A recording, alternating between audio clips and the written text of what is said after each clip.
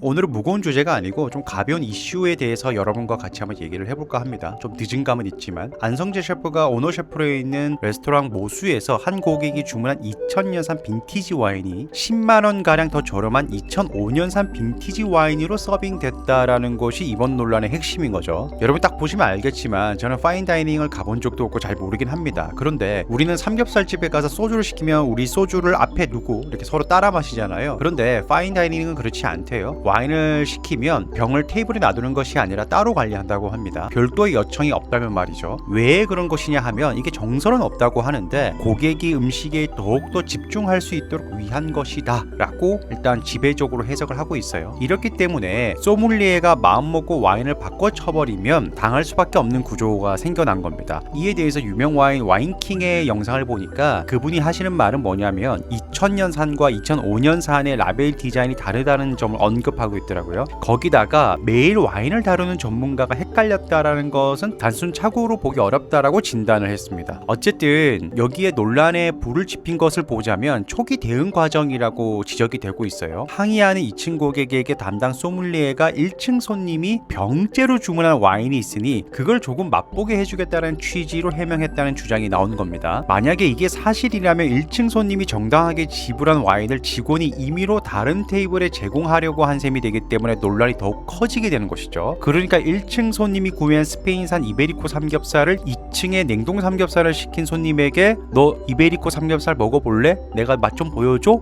라고 하는 그런 느낌이라고 볼 수가 있을 것 같은데 지난달 23일에 사태가 확산되자 모수는 SNS를 통해서 사과를 했습니다. 재발 방지를 약속한다면서 말이죠. 그런데 그 사과문을 보면 어떤 것이 어떻게 처리됐는지 등에 명확하게 나오지가 않아요. 약간 두루뭉실하게 나오게 되거든요. 그렇기 때문에 비판이 더 커지게 되는데 제가 개인적으로 봤을 때는 어떤 느낌이냐면 유튜브 댓글을 삭제했다는 말이 있던데 그런 것 때문에 조금 더 대중을 자극시킨 면이 없지 않아 있는 것 같습니다. 어쨌든 결국 안성재 셰프가 직접 나서서 사과를 하게 됐는데 2차 사과문이 나오게 된 거죠. 해당 소믈리에에 대해서 경위서를 제출하도록 했고 소믈리에 포지션에서 배제했다고 합니다. 그리고 CCTV를 확인한 결과 실제 주문한 와인은 별도 공간에서 보관되어 있었고 소믈리에가 당황해서 사실과 다른 설명을 했다라고 해명을 했습니다. 자, 그러고 보면 생각나는 것이 있잖아요. 백종원의 신화를 무너뜨린 첫 시발점을 생각해보면 다른 것도 아니고 고작이라고 할 수 있는 백캠 논란이었습니다. 생각해보면 황당한 건데 어쨌든 이전 사례와 지금을 비교해보면 위기관리의 골든타임이 얼마나 중요한지를 우리가 알게 되는 것이죠. 오늘 여기까지만 얘기를 해보고 저는 내일 또 찾아오도록 하겠습니다.